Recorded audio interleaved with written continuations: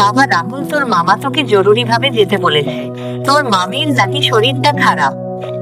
কেন মা, মামির কি হয়েছে? আমি কি করে জানবো? তুই একবার দেখে আয় রাহুল। আচ্ছা মা, আমি কালই মামার বাড়িতে যাব। রাহুল, বৌমাকে সঙ্গে নিয়ে যাস। অনেকদিন পর তাদের বাড়িতে যাচ্ছি, খালি হাতে গেলে কেমনটা দেখায়।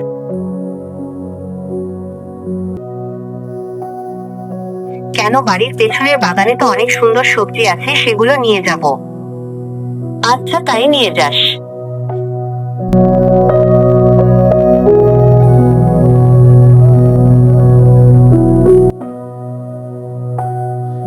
রাহুল, তুই সকাল সকাল আমার বাড়িতে?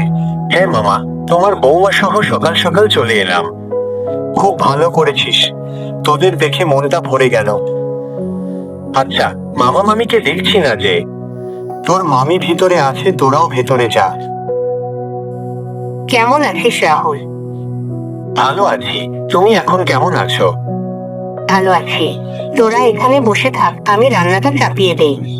কবিতা, তুমি মামির সাথে রান্নাঘরে যাও।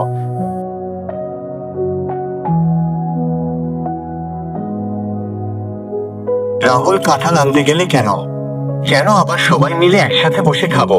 এদিকে মামির শরীরটা কেমন ভালো নয়, তাই নিয়ে এলাম। আচ্ছা বেশ, তা তুই আমাকে বলতে পারতি, আমি নিয়ে আসতাম। আচ্ছা, তুমি না হয় এরপর নিয়ে এসো।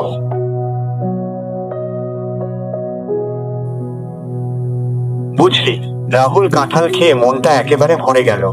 সাথে যদি কিছু জিরা আর মুড়ি থাকতো, বেশ জমতো। ঠিক আছে মামা, এবার তুমি একটা কাঁঠালের গাছ কিনে আনবে। কাঁঠাল ধরলে একসাথে বসে খাওয়া যাবে। আচ্ছা, আমি এবার কাঁঠালের গাছ লাগাবো, আর কাঁঠাল ফললে মামা ভাগ্নে একসাথে বসে খাবো। আচ্ছা মামা, চলো একটু বাজারের দিকে যাই। না, এই দুপুর বেলা কোথাও যেতে হবে না, তুই ঘরে বসে থাক, আমি দোকান থেকে মুড়ি নিয়ে আসছি। ঘরে বসে বসে মুড়ি মাখা খাবো। আচ্ছা বেশ, আমি ঘরে বসে থাকবো।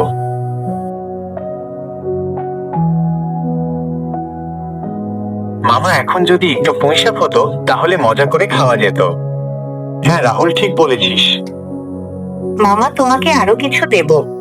আমায় কিছু লাগবে না, রাহুলকে আরেকটু সবজি দাও। আমাকেও কিছু লাগবে না। কবিতা, আমি বাজারে যাচ্ছি কিছু বীজ কিনে আনতে। আচ্ছা, সাবধানে যাবে কিন্তু।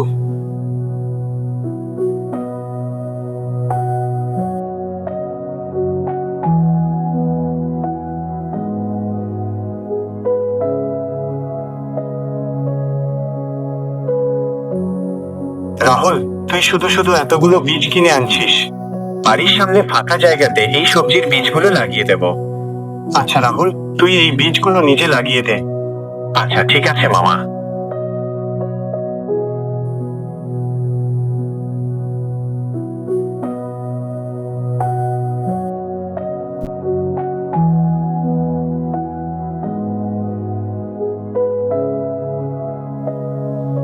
মামা, আমরা চলে যাচ্ছি, তোমরা ভালো থেকো।